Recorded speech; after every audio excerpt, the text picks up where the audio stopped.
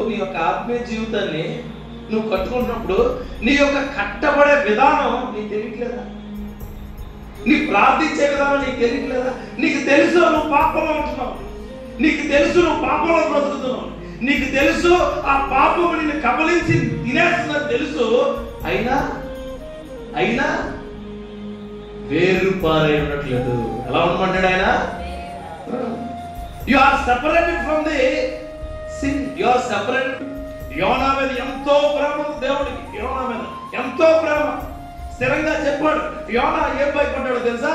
ఆ పట్టణానికి వెళ్తే నేను పడిపోతానేమో, నన్ను చంపేస్తానేమో. కానీ యోనా ఎవడు గుర్తించలేకపోయాడు. నేను దేవుడికి ప్రీతిపాత్రుడిని, దేవుడు నన్ను నడిపిస్తాడు అనేది మర్చిపోయి ఆయన అప్పుడున్న డైరెక్షన్ తిప్పుకుంటే దేవుడు ఏం చేశాడు? దేవుడు ఒకసారి GPS రూట్ మ్యాప్ ఎవడో మార్చాడు. దేవునికి స్తోత్రం. మొక్కలిస్తే ప్రతి రాత నువ్వు రాసినట్టు అవుతుంది. దేవునికి స్తోత్రం కలుగుగాక. ప్రతి రాత నీ రాత జీవితాన్ని నువ్వు అనుకున్న విధంగా మార్చగలిగేది యేసుక్రీస్తు. దేవునికి స్తోత్రం కలుగుగాక. స్థిరంగా ఉన్నాడు ముందు దేవుళ్ళు. స్థిరంగా చిన్న వచ్చినట్టు పడిపోమాకండి. ఇబ్బంది వచ్చినట్టు పడిపోమాకండి. కష్టం వచ్చినప్పుడు నలిగిపోమాకండి. ఏది అవ్వదు. దేవునికి స్తోత్రం కలుగుగాక. అసలు ఎవరో తెలియని వ్యక్తులే ఏమీ అవ్వట్లేదని తిరుగుతున్నారు. మనం ఎవరో తెలుసు? ఏమవుతుంది? మనకి ఏమీ కాదు. దేవుడు మనకు తోడుగా ఉంటే మనకి ఏమీ కాదు. హల్లెలూయా. మీరు క్రీస్తులో ఏకమైతే, మీరు క్రీస్తులో ఉంటే మీరు అన్ని వదిలేసి ఎక్కడికి వెళ్తారో పై స్థాయికి వెళ్ళిపోతారు. హల్లెలూయా. పెరగడం అంటే అది పెరగడం. చర్చికి వస్తావు, టీవీ పెట్టుకుంటావు. చర్చికి వస్తావు, అలంకరాలు పెట్టుకుంటావు. చర్చికి వస్తావు, నీ ఇష్టానుసారంగా బతుకుతావు. చర్చికి వస్తావు, లోకంలో ఏ గబ్బు అయితే కావాలో గబ్బు అంతా నీకు కావాలి. అది కావాలి, ఇది కావాలి. అని మనం దేవుడిని తెలుసుకుని కూడా స్థిరపడలేకపోతాం. ఎవరిని మేము వ్యభిచారులు కాదు, ఎవరిని మేము పాడైపోతున్నా కాదు, మేము తగులుబాజీలా కాదు, ఎవరిని మేము దారి తప్పుల కాదు, ఎవరిని మేము ఎందుకు పడి కాదు. మీరు పరిశుద్ధులు. దేవుడి యొక్క శక్తి చేత స్థిరముగా పరిశుద్ధులు అనబడిన సంఘంలో ఉన్న సభ్యులు మీరు. అందుకే నీకు ఈ మాట చెప్తున్నాను. అంటాడు స్థిరంగా ఉన్నాడు. విశ్వాసంలో స్థిరంగా ఉండండి.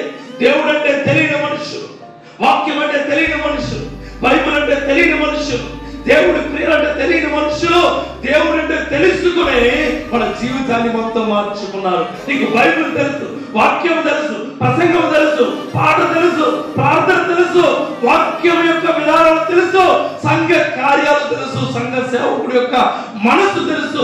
అయినా దేవుళ్ళో నువ్వు స్థిరంగా ఉండలేకపోతున్నావు. యేసుక్రీస్తు వారికి తన పక్కలోనే ఏముంది? బల్లెం ఉంది. ఆయన పక్కలోనే ఉంది. ఆయన పక్కలోనే కొండ కిరీటం ఉంది. ఆయన పక్కలోనే కొరడా దెబ్బలు ఉన్నాయి. ఆయన పక్కలోనే సిలువ పెట్టుకుని మోసే క్రియలు ఉన్నాయి. ఆయన పక్కలోనే అమ్మి వేసే వ్యక్తి ఉన్నాడు.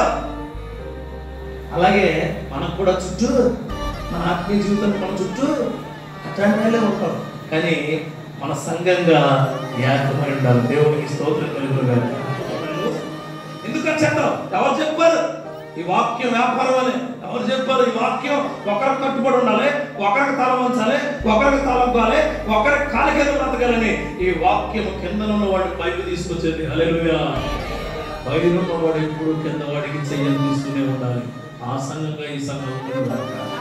హల్లెలూయా. విద్యార్థులు మీరైనా, మీరు పని చేసేవాళ్ళు, ఎక్కడైనా మీరు పని చేసేవాళ్ళు, మీ కింద పని చేసేవాళ్ళైనా కింద వారికి చెయ్యవాలి. ప్రైజ్లా. సంఘంగా ఏకమై ఉండాలి. మోషే టైం అయిపోయింది.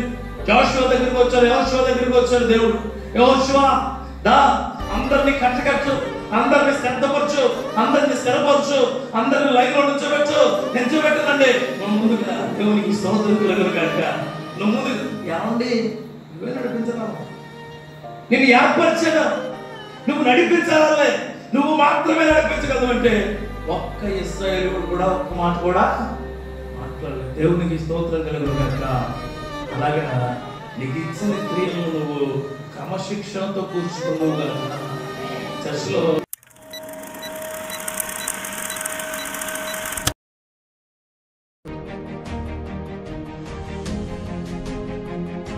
సంవత్సరాలు పెరుగుతున్నాయి కానీ మన యొక్క భక్తి ఈరోజు వాక్యం అదే, ఎలా పెరగాలి. హల్లెలూయా. అంటే ఎలా పెరగాలంటే బాడీ అనుకున్నారు, ఫోటో అనుకున్నారు, అవి కాదు. భక్తి మనం అనుకున్న భక్తి పెరగడంలా. ఇప్పుడు చూడండి, ఇది మీరు పునాది వేసినప్పుడు కొంతమంది ఉండుంటారు కదా, పునాది ఇది కాకముందు కూడా కొంతమంది ఉండుంటారు, తర్వాత పునాది అయ్యి కొన్ని స్లాబ్ అయిన తర్వాత కొంతమంది ఉండవచ్చు, కొన్నిసార్లు మొండి గోడలు కూడా దీంట్లో చెప్పుండొచ్చు, తలుపులు సరిగ్గా లేని టైంలో కూడా నాకు తెలియదు చెప్పుండొచ్చు కదా, అప్పుడు కూడా మీరు వాక్యం ఉండవచ్చు. చర్చ్ యొక్క సౌందర్యము, చర్చ్ యొక్క రూపము, చర్చ్ యొక్క క్రియలన్నీ పెరుగుతున్నాయి. కానీ సంఘంలో ఉన్న సంఘస్థుల యొక్క భక్తి కానీ, సంఘస్థుల యొక్క స్థితి కానీ పెరగడం. కానీ నిజం ఖచ్చితంగా మనం ఒప్పుకోవాల్సిందే. మీరు ఇది నాది కాదు. ఇప్పుడు చూడండి, క్లాస్ రూమ్లో టీచర్ పాఠం చెప్తూ ఉన్నప్పుడు ఎవడో బౌల్గా తింటూ ఉంటాడు. ఎవడో టీచర్ అలా చూసి స్మెల్ వచ్చి ఇక్కడ ఎవడో బొబ్బులుగా తింటాడంటే ముందు కంగారు అయిపోతుంది. ఈ కంగారులో దొరికేస్తుంది. అంటే ఖచ్చితంగా ఇప్పుడు మీరు కంగారు అవ్వమాకండి, అర్థమైందా? చర్చితో పాటు మా భక్తి కూడా పెరిగిందన్న వాళ్ళు హల్లెలూయా చెప్పండి. మరి అది అలా ఉంటుంది. బొబ్బులు గోము తినే బ్యాచ్ లేదు ఇక్కడ. బొబ్బులు గోము జేబులు వేసుకొచ్చిన బ్యాచ్ ఉంది అంటే లేదు ఇక్కడ. బొబ్బులు గోము తినేయాలా లేకపోతే జేబులో వచ్చారా పాడేయాలి. 2 రకాల బ్యాచ్లు ఉండాలి, ఖచ్చితంగా గుర్తుపెట్టుకోండి. మన యొక్క భక్తి పెరగకపోతే, మనకున్న భక్తి ఒక స్టేజ్ నుంచి ఇంకో స్టేజ్కి పెరగకపోతే ఇంకెందుకు మన వయసు పెరుగుతుంది, మనం ఉండే రోజులు, మనం బ్రతికిన రోజులు పెరుగుతున్నాయి, మనకున్న చర్చ్ యొక్క యానివర్సరీస్ పెరుగుతున్నాయి, కానీ మన భక్తి పెరగట్లేదు. అందుకే అపోస్తలుడైన పౌలు గారు కొలస్సీల సంఘానికి రాసినప్పుడు ఒక మాట అంటాడు. ఆయన ఆ మాటలే మీతో నేను చెబుతూ ఉంటాను. 2వ అధ్యాయము 6, 7, 8 వచనాల్లో ఆయన గొప్ప మాటలు మాట్లాడతాడు. ఎలా పెరగాలి, how to increase your faith, how to increase your, అంటే దేవుడి మీద నీకున్న నమ్మకాన్ని ఏ విధంగా పెంచుకోవాలి. కొలస్సీ సంఘం అన్నది పరిశుద్ధులుగా ఉన్న సంఘం, కానీ వాళ్ళు దేవుడి మాట వినేవారిగా ఉండట్లేదు. కాబట్టి అప్పుడు అంటే ముందు అంటాడు కొలస్సీలు, అప్పుడు బాబు మీరందరూ జాగ్రత్తగా ఉండండి, మీరందరూ గొప్పగా ఉండండి, మొదటి అధ్యాయంలో చెప్తాడు. కానీ 2వ అధ్యాయంలో అంటాడు మీరు దేవుడిలో ఎలా పెరగాలి, దేవుడి నివాసంలో ఏ విధంగా పెరగాలి అని చెబుతూ ఉంటాడు. చూడండి, కావున మీరు ప్రభు అయిన క్రీస్తు యేసును అంగీకరించిన విధముగా ఆయన యందు వేరు పారిన వారై ఇంటి వలె కట్టబడుచు, మీకు నేర్చుకున్న ప్రకారము విశ్వాసమును స్థిరపరచబడుచు, కృతజ్ఞతాస్తుతులు చెల్లించుటూ యందు విసర్జించుచు ఆయన యందు నడుచుకొనుడి. ఆయనను అనుసరింపక మనుషులు పారంపర్యాచారమును అనగా ఈ లోక సంబంధమైన మూలపాఠమును అనుసరించి మోసకరమైన నిరర్ధక తత్వజ్ఞానము చేత మిమ్మల్ని చెరపట్టుకొని పోవు వాడెవడైనా ఉండునేమో అని జాగ్రత్తగా ఉండుడి. దీనిలో సహజంగా 3 మాటలు చెప్తూ ఉంటాం. మనం అందరం కూడా వయసు పెరిగిందిరా నీకేం పెరగలేదంటారా ఏంటి తెలిసి సామెతలన్నీ కూడా మీకు ఆ వేమనకి వాళ్ళ సుభాషితాలు తెలియదు కానీ మనకు తెలుసు. అసలు వయసు పెరిగింది కానీ నీకేం పెరగలా, నీ కిందకి ఇన్ని సంవత్సరాలు వచ్చినా నువ్వు ఇంకా అలాగే. కొంతమంది చూడండి, ఆడు ఎదుగుతూ ఉంటాడు కానీ సాయంత్రం ఎదురు అమ్మకు వచ్చాడు, ఎక్కడ పడుకోలే అంపక్కలో దూరిపోరు. కొంతమంది ఉంటారు బ్యాచ్.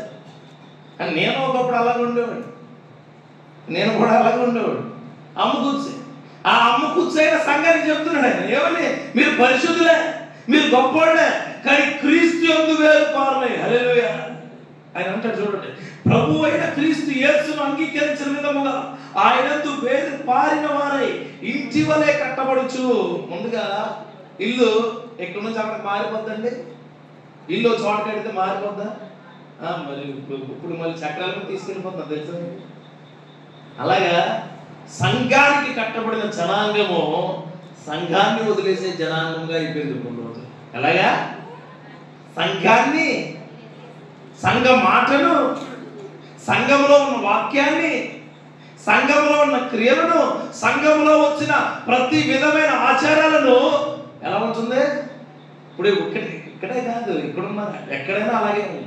ఎక్కడైనా కట్టబడిన వ్యక్తిలో ఉండాలి. విశ్వాసంలో కట్టబడిన వ్యక్తి. ఇల్లు కట్టేవాడు ఇప్పుడు భీము స్ట్రైట్గా వేస్తాడా, వంకరగా వేస్తాడా? ఇప్పుడు స్ట్రైట్గా వేస్తున్నవాడు స్థిరంగానే ఉంటాడు. వంకరగా వేస్తున్నాడు కదా, వాడికి ఫస్ట్ ఎవరు చెప్తాడు? తప్పులని మేస్త్రి చెప్తాడు. రెండోది ఎవరు చెప్తారు? చూసేవాళ్ళు చెప్తారు. మూడోది ఎవరు చెప్తారు? వాళ్ళ ఇంట్లో వాళ్ళు చెప్తారు. నాలుగోది ఎవరు చెప్తాడు? వాడికి అదే చెప్పుకుంటాడు. ఇది ఖచ్చితంగా పడిపోతాడు. ఇప్పుడు నువ్వు నీ యొక్క ఆత్మీయ జీవితాన్ని నువ్వు కట్టుకుంటున్నప్పుడు నీ యొక్క కట్టబడే విధానం నీకు తెలియట్లేదా? నీ ప్రార్థించే విధానం నీకు తెలియట్లేదా? నీకు తెలుసు నువ్వు పాపంలో ఉంటున్నావు, నీకు తెలుసు నువ్వు పాపంలో బ్రతుకుతున్నావు, నీకు తెలుసు ఆ పాపము నిన్ను కబలించి తినేస్తున్నది తెలుసు. అయినా వేరు పారై ఉండట్లేదు. ఎలా ఉండమంటాడు ఆయన? You are separated from the sin, you are separated. దాన్ని సెపరేట్ అయిపోమంటాడు నేను. విడుదల సెపరేట్ అయిపో. అందుకే యేసుక్రీస్తు వారు ఈ 40 రోజులు ఉపవాసం ఉండి ఎక్కడ కొనుక్కోబడేనా? ఎక్కడికి వెళ్ళాడు? ఆల్టిట్యూడ్స్ పైకి వెళ్ళాడు. హల్లెలూయా. మనల్ని ఆయన స్పిరిచువల్ ఏమంటున్నాడంటే, మీరు క్రీస్తులో ఏకమైతే, మీరు క్రీస్తులో ఉంటే మీరు అన్ని వదిలేసి ఎక్కడికి వెళ్తారు? పై స్థాయికి వెళ్ళిపోతారు. హల్లెలూయా. పెరగడం అంటే అది పెరగడం. చర్చికి వస్తావు, టీవీ పెట్టుకుంటావు. చర్చికి వస్తావు, అలంకరాలు పెట్టుకుంటావు. చర్చికి వస్తావు, నీ ఇష్టానుసారంగా వదులుతావు. చర్చికి వస్తావు, లోకంలో ఏ గబ్బు అయితే కావాలో గబ్బు అంతా నీకు కావాలి. అది కావాలి, ఇది కావాలి. బైబిల్లో వేడిగా ఉండు, చల్లగా ఉండు. ఒక సంఘానికి రాస్తాడు ఆయన. 7 సంఘాలకి రాసినప్పుడు స్ట్రైట్ ఫార్వర్డ్ మాటలు. అరే బాబు, ఈ సంఘానికి నేను చెప్తున్నాను, వేడిగా ఉండు, చల్లగా ఉండు, నులివలసగా ఉంటే కట్ చేసి పడేస్తాను. ఏమంటాడు ఆయన? ఉమ్మేస్తానంటాడు. ఆదివారం వస్తే ప్రాముఖ్యమైన భక్తి. ఇలాంటి వార్షికోత్సవాలు, క్రిస్మస్, లేకపోతే ఇంకోటి వచ్చినప్పుడు మనకి చాలా ఎక్కడ లేనంత భక్తి వచ్చేస్తుంది. ఎక్కడ లేనంత. చూడండి, కుక్కర్ తెలుసా మీ అందరికి? కుక్కర్ తెలుసుగా? ఆ కుక్కర్ కడిగినప్పుడే లేదు, డబ్బులు ఇచ్చినప్పుడే లేదు, కొనుక్కున్నప్పుడే లేదు. ఎప్పుడే లేదే? లోపల నీళ్ళేసి, దాని లోపల రైస్ వేసి, దాని మీద గ్యాస్ ఇచ్చి కింద మంట ఎడితే ఆ మంట నీకు ఎప్పుడు పెడతాము? ఆదివారం వస్తారు, నీళ్ళు వేస్తాం. ఆదివారం వస్తారు, బియ్యం వేస్తాం. ఆదివారం వేస్తారు, పెట్టి విసిరేస్తే పెట్టదా? కింద నుంచి ఇప్పుడు హల్లెలూయా అనండి, స్తోత్రం అనండి, హల్లెలూయా అనండి, స్తోత్రం అనండి, ప్రార్థించండి. మూడు రా, ఒకటి విసురుతో కంప్లీట్. స్థిరంగా ఉండకపోతే నీ బ్రతికేట్టు నువ్వేంటి? You have to stay in your God. చెప్తున్నాను, గుర్తుపెట్టుకోండి. దేవుళ్ళు స్థిరంగా ఉండాలి. కష్టాలు వచ్చినా, కన్నీళ్ళు వచ్చినా, ఇబ్బందులు వచ్చినా, నీకేం జరిగినా, ఎట్లాంటి పరిస్థితులు నీకు వచ్చినా దేవుడి పైన నిలకడగా స్థిరంగా ఉండాలి. అదే చెప్తున్నాడు ఆయన. You are the base of God. గుర్తుపెట్టుకున్న సోదరుడు, గుర్తుపెట్టుకో. నువ్వు కింద మంట పెట్టినప్పుడు నీలోంచి జ్వలించే శక్తి రాకూడదు, ఎప్పుడు జ్వలించే శక్తిలో ఉండాలి. హల్లెలూయా. చెప్తున్నాను, ఇది మాట నీ కొరకే. ఇలాంటి వార్షికోత్సవాలు కొన్ని వందలు దొరుకుతాయి చర్చిలో, కానీ నీ జీవితం వార్షికోత్సవం ఉండాలి. Praise the Lord. నీ జీవితం బాగుండాలి. నువ్వు స్థిరంగా ఉంటే వార్షికోత్సవం కోసం నువ్వు రెడీ అవ్వడం కాదు, నీ కోసం వార్షికోత్సవం ఏదో చూస్తాడు. దేవునికి స్తోత్రం. వార్షికోత్సవం కోసం నువ్వు మొక్క, తెల్ల గులాబీ మొక్క కలిపి కలర్ రావాలంటే ఏం చేయాలా? అంటి వేల కడితే ఎలాగంటే అయిపోతుంది. అంటు కట్టిన తర్వాత ఎర్ర గులాబీ, తెల్ల గులాబీ మారిపోతా. మా అంటు కట్టాక ఆ రెండింటిని కట్ చేయాలి ముందు. దేన్ని? ఆ ఎర్ర గులాబీ వెళ్ళే కొమ్మను కట్ చేయాలా, ఈ తెల్ల గులాబీ వెళ్ళే కొమ్మను కట్ చేసి రెండింటిని సెపరేట్ చేయాలా. దేవునికి స్తోత్రం కలుగును గాక. అప్పుడు అది పుష్పించడం మొదలెడుతుంది. హల్లెలూయా. ఎప్పుడైతే నీ లోకానుసారమైన క్రియలను వదిలిపెట్టి దేవుడి దగ్గరకు వచ్చి అంటు కట్టబడిన వాడిగా ఉంటావో అప్పుడు స్థిరంగా నిలబడతావు. నువ్వు స్థిరత్వం లేని జీవితం నీకు వ్యర్థమే. ఆయన అంటాడు, వ్యర్థమే. నీ కష్టం అంతా వ్యర్థమండి. నిలబడదేమి, ఏది నిలబడదు. గుర్తుపెట్టుకోండి, దేవుళ్ళు నువ్వు స్థిరంగా లేకపోతే నువ్వు సంపాదించింది నిలబడదు. నువ్వు చాలా మంచి బియ్యం బస్తా కొనుక్కున్నావు, మంచిది అమలాపురంలో, సూపర్. ఒక 3,000 రూపాయలు 4,000 రూపాయలు పెట్టి ఒక బిర్యానీ వండుకుందాం అని చెప్పి రోజు కొనుక్కున్నాం. చిన్న చిల్లుపడి చిన్నదే, చాలా చిన్నది. ఎక్కడ గుర్తులు? పేరూరు జంక్షన్ దగ్గర గుర్తులు. కరెక్ట్గా ఇక్కడ బస్సులోకి ఏముంటుంది? సంచి ఉంటుంది. బియ్యం ఎక్కడ ఉంటుంది? రోడ్డు మీద. రోడ్డు మీద ఉంటే నాకేంటి, నేను మళ్ళా వేసుకుంటా, దీంట్లో వేసుకో. మళ్ళా బియ్యమన్నీ ఏరుకుంటావా? ఏరుకో. కొన్ని ఒక సంవత్సరం పట్టవచ్చు. పని చేస్తాయా? పని చేయవు. కానీ నీ జీవితం అలా చిల్లు పడిపోయి అనగారిపోయి లోకంలో పాడైపోయినా దేవుడు నేనేమన్నాడు తెలుసా? నేను మార్చుకుంటాను. హల్లెలూయా. నేను మార్చుకుంటాను. నేను ప్రీషియస్ పర్సన్ గా నేను ఉంచుకుంటాను. I will be used as a precious person. స్థిరంగా ఉంటే చాలు నాలో. హల్లెలూయా. నిలబడాలంటే దేవుడు అటు వెళ్ళిపోమాకుడు. సావుకులు ఉన్నారు కదా, నిలబడితేనే ఉంటున్నారు ఎవరైనా. హల్లెలూయా. నిలబడకపోతే ఎవరు కూడా ఉండలేరు. కొంతమంది నేను చూసిన వాళ్ళు సేవ ఎందుకులండి వదిలేద్దాం అనుకున్నాను అన్న వాళ్ళు బోడి మంది చూశాను. సేవ ఎందుకులండి వదిలేయడం ఏంటి? ఏమనుకుంటాను అసలు? కొంతమంది బాప్తిసం ఎందుకు లేనుకున్నాడు? బాప్తిసం ఎందుకు లేదా? దేవుడు ఎందుకు లేనుకున్నాడు? ఏమండి ఈ బైబిల్ పట్టుకున్నప్పుడు నా కష్టాలు మొదలైనవి అన్నారు కొంతమంది. కష్టాలు బైబిల్ పట్టుకుంటేనే వస్తాయి. ఎందుకు? నీకు ఇష్టమైన అన్ని వదిలేస్తున్నావు కదా, నీకు ఇష్టమైన లోకాన్ని వదిలేస్తున్నావు కదా, నీకు ఇష్టమైన మనుషులు వదిలేస్తున్నావు కదా, నీకు ఇష్టమైనవన్నీ కూడా నీకు కాదనుకుని దేవుడికి సపరేట్ అయినప్పుడు నీకు కష్టాలు వస్తాయి. దేవునికి స్తోత్రం కలుగును గాక. నీకు ఏదైనా లోపల పేగులకి ఏదో కొవ్వు పట్టేసింది. లోపల పేగులు ఇష్టమే, కొవ్వు ఇష్టమే. నీకు బాంబులు కొన్నప్పుడు దాన్ని సపరేట్ చేయాలి. అప్పుడు ఎలా ఉంటుంది? నీకు బాధగానే ఉంటుంది, కష్టంగానే ఉంటుంది, కన్నీళ్ళుగానే ఉంటుంది. అప్పుడు నువ్వు అనుకుంటావు ఏంటో తెలుసా? ఎందుకు ఈ ఎన్నో జీవితం చచ్చిపోతే బాగుంటుంది. ఏమనుకుంటా? చచ్చిపోయినప్పుడు దేవుడు నిన్ను హల్లెలూయా స్వస్థపరుస్తాడు. ఆయన ప్రైజ్ ది లార్డ్. మార్పు చెందిస్తాడు. నిన్ను స్థిరంగా ఉండమని చెప్పిన మాట చాలా స్థిరం. చూడండి 6వ వచనం మాట్లాడాడు. ఏమని? ఆయనందు వేరు పారిన వారై ఇంటి వలె కట్టబడుచు మీరు నేర్చుకునే ప్రకారముగా విశ్వాసమును, చూడండి మరలా చెప్తున్నా, విశ్వాసమును స్థిరపరచబడుచు. విశ్వాసమును మరలా చెప్తున్నా, విశ్వాసమును స్థిరపరచు. తల్లి మీద విశ్వాసం ఉంచు, తండ్రి మీద విశ్వాసం ఉంచు, నీ గురువు మీద విశ్వాసం ఉంచు, నీ సంఘం మీద విశ్వాసం ఉంచు, నీ సేవకుడి మీద విశ్వాసం ఉంచు. ఇదంతటికన్నా గొప్ప దేవుడి మీద విశ్వాసం ఉంచు. నిన్ను ఆయన పై స్థాయిలో ఉంచుతాడు. హల్లెలూయా. కొంతమంది అంటున్నారు, చాలా మంది, నాకు మీ తల్లిదండ్రుల మాట నా యొక్క దరిద్రం ఏంటంట. కొంతమంది పిల్లలు నా తల్లిదండ్రులు గారు ఒంటమే నేను చేసుకున్నా. పాపం ఆ తల్లి ఎప్పుడు అనుకోదు అలాగా. దేవునికి స్తోత్రం కలుగును గాక.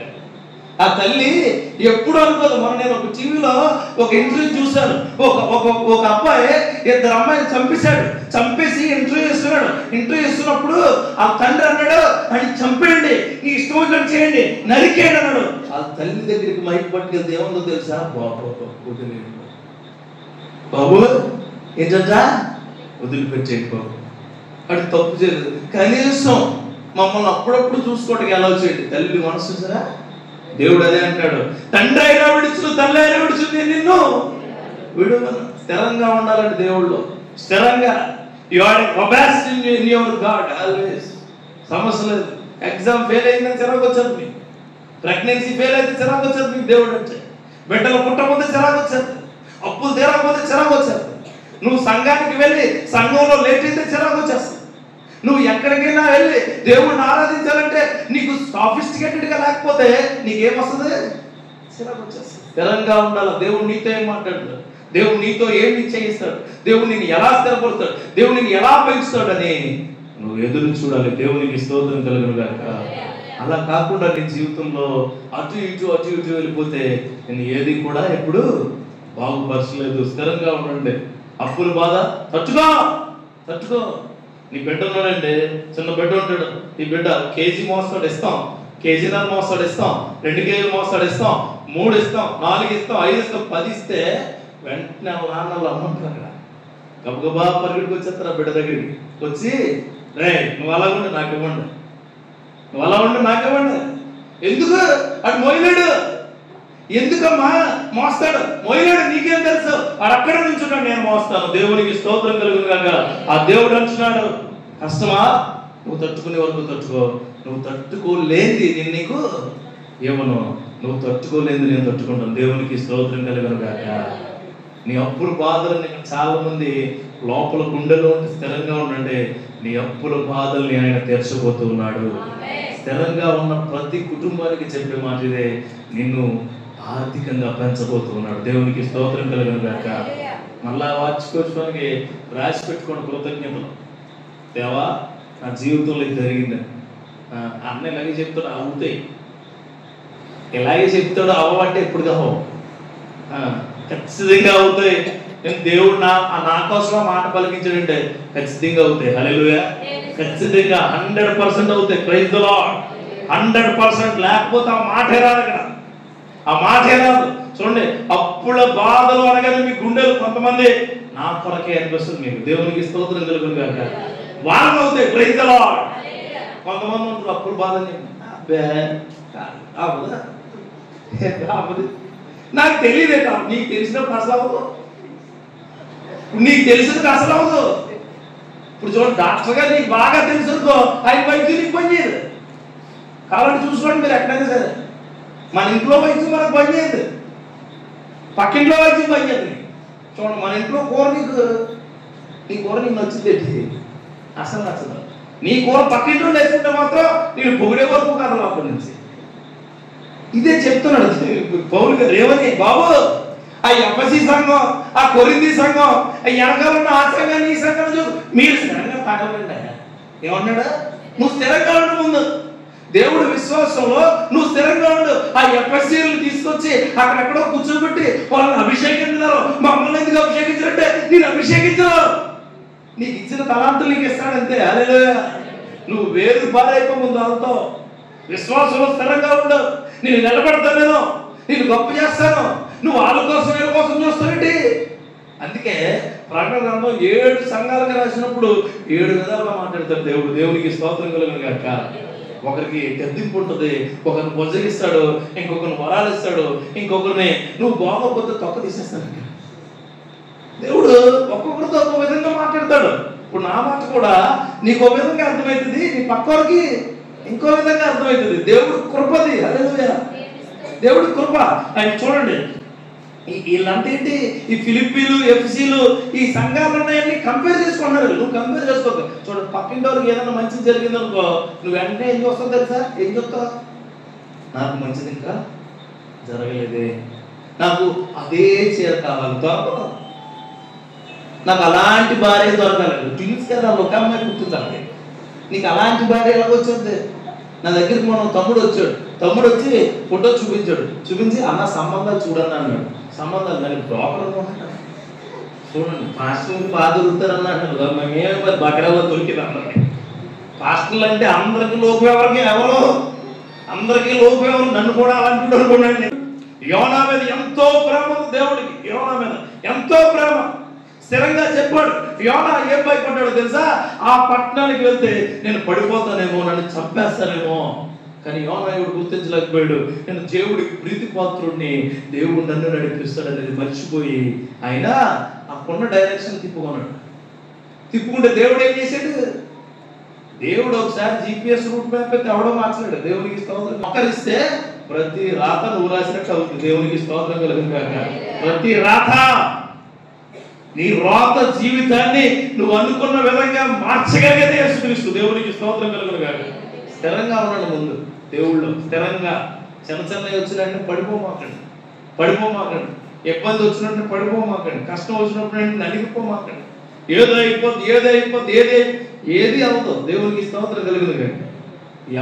అసలు ఎవరో తెలియని వ్యక్తులే ఏమీ అవ్వట్లేదని తిరుగుతున్నారు. మనం ఎవరో తెలుసు? ఏమవుతుంది? మనకి ఏమీ కాదు. దేవుడు మనకు తోడుగా ఉంటే మనకి ఏమీ కాదు. హల్లెలూయా.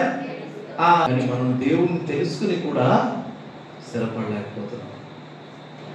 ఎవరిని మేము వ్యభిచారులు కాదు, ఎవరిని మేము పాడైపోతున్నా కాదు, మేము తగులుబాటుగా కాదు, ఎవరిని మేము దారి తప్పుల కాదు, ఎవరిని మేము ఎందుకు పడి కాదు. మీరు పరిశుద్ధులు. దేవుడి యొక్క శక్తి చేత స్థిరముగా పరిశుద్ధులు అనబడిన సంఘంలో ఉన్న సభ్యులు మీరు. అందుకే నీకు ఈ మాట చెప్తూ ఉన్నాను. అంటాడు స్థిరంగా ఉండండి, విశ్వాసంలో స్థిరంగా ఉండండి.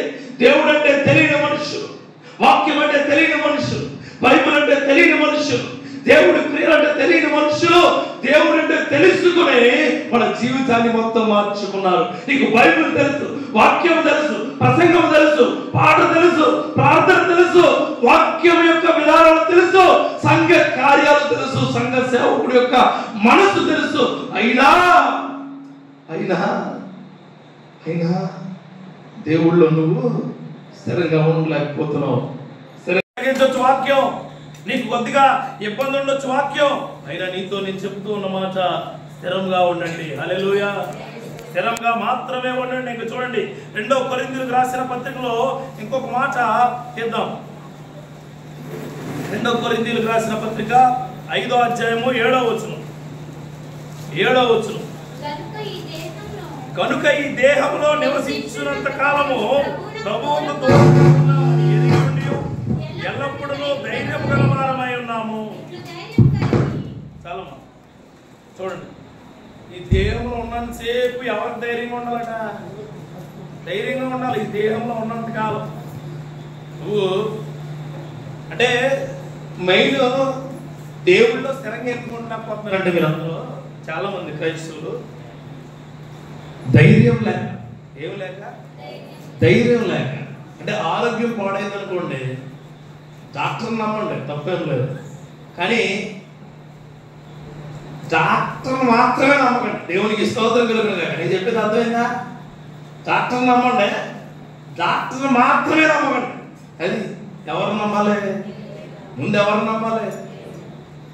పెళ్లి యు హావ్ టు స్టబాన్, స్థిరంగా ఉండండి. మొట్టమొదటిగా మీకు చెప్పే మాట, పెరగాలంటే నువ్వు ఎలా ఉండాలా?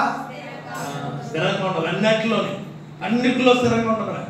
అసలు అటు ఇటు అన్నిలో ఉన్నాం, మనం ఎవరు ఆధీనంలో ఉన్నాం, మనకు ఎవరు తోడుగా ఉన్నారు, మనల్ని ఎవరు నడిపిస్తున్నారు, మనల్ని ఎవరు నిలబెడుతున్నారు, మనకేంచి భయం. దేవునికి స్తోత్రం. మనకేంచి సరిదిద్దేవాడు, చక్కదిద్దేవాడు, సమకూర్చేవాడు, నిలబెట్టేవాడు, మనల్ని గొప్పగా చేసేవాడు ఆయనే.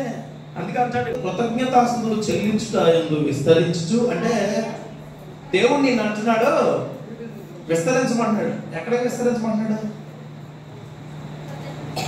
విస్తరించాలంట. ముందు స్థిరంగా ఉండమంటాడు, రెండోది ఎక్స్పాండ్ అవ్వమంటున్నాడు.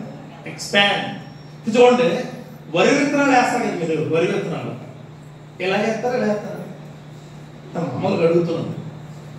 అసలు ఇవన్నీ అంటే ఎవడే ఇంకేమో వరి విత్తనాలు వేస్తారు కదా, జల్లుతారు కదా. ఎట్ట వేస్తారు? ఎలా వేస్తారా? ఇలా పడేసి అనుకోండి, మొలిస్తే మొలిస్తే మామూలు అనకండి, మొలిస్తే అక్కడే మొలుస్తాయి. కానీ ఇలా వేస్తాం అనుకోండి, విస్తరించి మొలిస్తే. దేవునికి స్తోత్రం కలుగును గాక.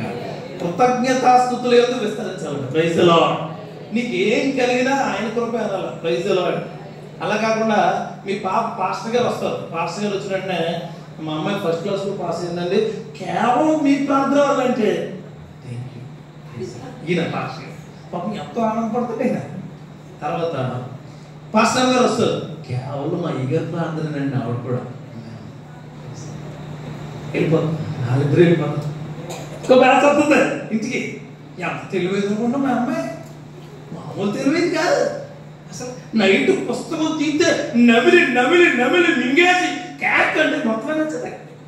దేవుడికి కృతజ్ఞతాస్తుతులు విస్తరించడం అంటే నువ్వు ఎక్కడికి వెళ్ళా, ఏం జరిగినా దేవుడి వలన మాత్రమే అని చెప్పాలా. హల్లెలూయా. ఏం జరిగినా నువ్వు హాస్పిటల్కి వెళ్తావు, పాస్టర్ గారి దగ్గరికి వస్తావు. ఆ పాస్టర్ గారు హాస్పిటల్కి వెళ్ళాను, నేను రక్షించబడ్డాను, నేను స్వస్థపరచబడ్డాను, నేను చాలా బాగున్నానండి, thank you, praise the Lord అని చెప్తావు.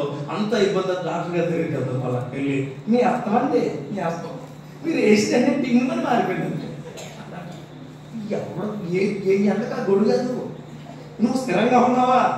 నువ్వు అసలు దుబాయ్ వెళ్దాం అనుకుంటుంది, పాస్పోర్ట్ ఉంటుంది ఇంటి దగ్గర, వీసా రాదు, చేస్తారు రాదు, చేస్తారు రాదు, చేస్తారు రాదు, చేశారు వచ్చింది.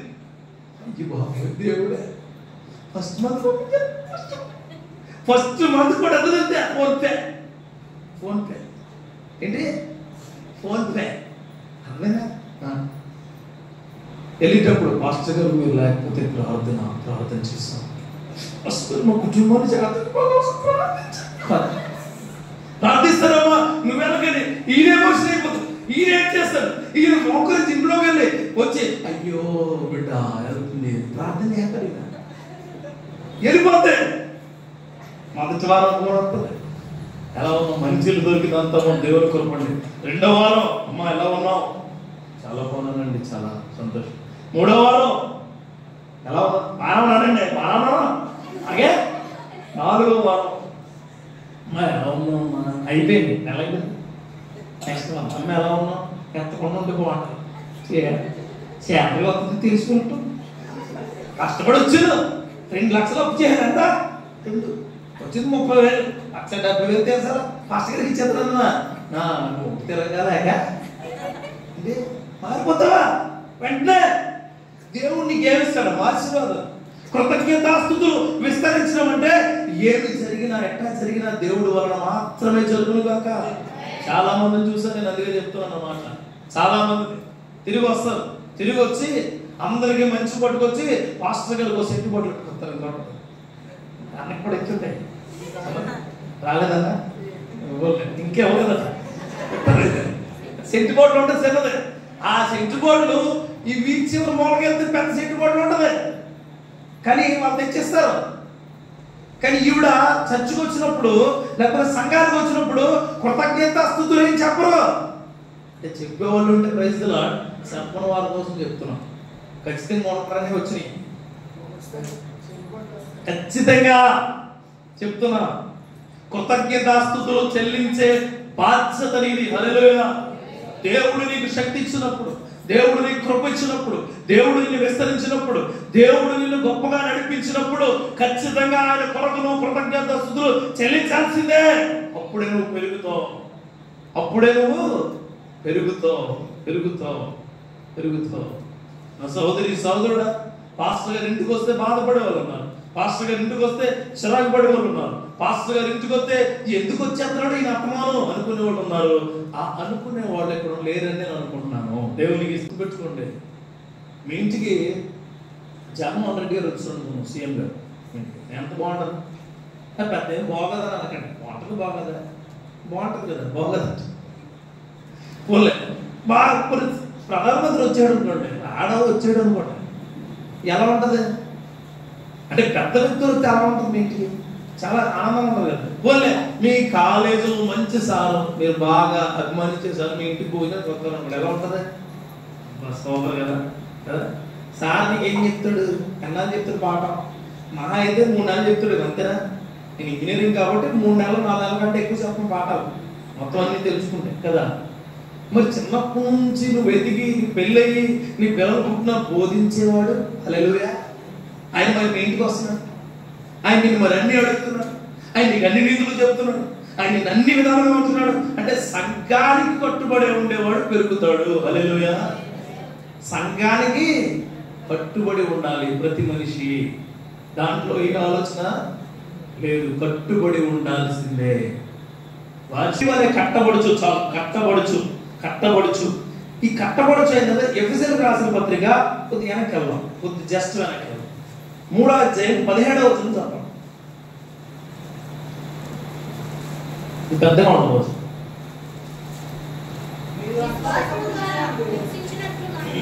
విశ్వాసం ద్వారా నివసించినట్లుగాను తన మహిమైశ్వర్యం చెప్పులు మీకు దయచేయవాలని మీరు దేవుని సంపూర్ణతను పూర్వన్నట్లు ప్రేమను వేరుపారి స్థిరపడి సమస్త పరిశుద్ధులతో కూడా వెడల్పు, పొడుగు, లోతు, ఎంతో ఎత్తు. చాలండి. అంటే నీ భక్తి వెడల్పు, చూడండి, నీ భక్తి వెడల్పు, పొడుగు, లోతు, ఎత్తు మొత్తం చెప్పేసాడు ఆయన. Praise the Lord. ఇప్పుడు నీ కుటుంబ సభ్యులు ఎవరైనా వచ్చారనుకోండి, వాళ్ళకి చెప్తారా మీరు ఏమన్నా? నేను మిమ్మల్ని పర్సనల్గా మాట్లాడుగుతాను, పర్సనల్గా స్ట్రైట్గా చెప్తాను. స్ట్రైట్గా అబద్ధం చెప్పమాకంటే సైలెంట్గా కూడా ఉండమా. అర్థమైనా? సైలెంట్గా ఉండొద్దు, అబద్ధం చెప్పమా. ఈ వారం ఆదివారం నుంచి ఈ ఆదివారం వరకు ఎవరికైనా వాక్యం చెప్పారా? దేవునికి స్తోత్రం. ఒక్కరైనా ఒక్క నీకు ఏం వెడల్పు ఉంది, ఏమిస్తుంది, ఏం పొడుగుంది, ఏమో ఉందా? నువ్వు ఎక్కడున్నా, ఎక్కడ వేసిన గొంగలి అక్కడే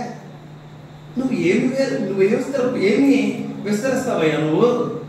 యూత్ అడుగుతాను, మీ ఫ్రెండ్స్కి ఎప్పుడైనా ఇదంతా దేవుడి వల్ల జరిగింది అని ఎవరు చెప్పారా? అబద్ధం ఆడమాకండి, స్ట్రైట్గా చెప్పారా? ఇప్పుడే మీరు ఎవరో చెప్పలేదు అసలు, ఎవరు మరి నీకు రావాల్సినవి ఏమొస్తాయండి? ఏమొస్తాయి? సినిమాల కోసం చెప్పడం మానేశారా? రాజకీయాల కోసం చెప్పడం మానేశారా? సీరియల్ కోసం చెప్పడం మానేశారా? ఫ్రెండ్స్ కోసం చెప్పడం మానేశారా? ఆ యూట్యూబ్, ఫేస్బుక్, ట్విట్టర్, లేకపోతే ఆ పనికి మాలిన ఆ మాటల కోసం మాట్లాడడం మానేశారా? మనుషుల కోసం మాట్లాడడం మానేశారా? ఆ బజ్జీల కోసం మాట్లాడడం మానేశారా? ఈ ఆడపిల్లలు ఉంటారు, మీరు ఆడవాడుంటాడు చిల్లెట్టి పడతాడు, ఏంటది అది, దానికోసం చూడండి. నాకు తెలిసేది పానీపూరి ఆ 4 రోజులకు ఒకసారి స్నానం చేస్తాడు, తినేద్దాం చిచ్చి చూసా. ఇప్పుడు పానీపూరి తిందాం అని అడగడం మానేశారా? దేవుడి కోసం చెప్పలేదు మీరు ఫ్రెండ్స్కి. ఎలా ఉంటుంది మీకు? ఆయన అంటున్నాడు, అందుకే ఏమన్నాడు తెలుసా, బైబిల్లో చాలా శక్తివంతంగా ఉంటాయి కొన్ని మాటలు మనకి. ఆ మాట చూడండి, ఎంత గొప్ప మాట. ఏమన్నాడో చూడండి, సమస్త పరిశుద్ధులతో కూడా దాని వెడల్పు అంటే ఎక్స్పాన్షన్, పొడవు నువ్వు ఎంత దూరం అయితే అంత. దేవునికి స్తోత్రం. నువ్వు స్థిరంగా ఉన్నప్పుడు చుట్టుపక్కల వాళ్ళకి చెప్పాలా, నువ్వు వెళుతూ ఉన్నప్పుడు నీ పక్కలకు చెప్పాలా? దేవునికి స్తోత్రం కలుగును గాక.